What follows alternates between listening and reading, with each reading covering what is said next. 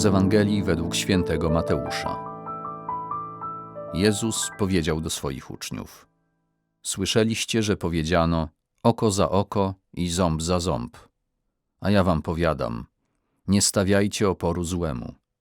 Lecz jeśli cię ktoś uderzy w prawy policzek, nadstaw mu i drugi. Temu, kto chce prawować się z tobą i wziąć twoją szatę, odstąp i płaszcz. Zmusza cię ktoś, żeby iść z nim 1000 kroków, idź 2000. Daj temu, kto cię prosi, i nie odwracaj się od tego, kto chce pożyczyć od ciebie.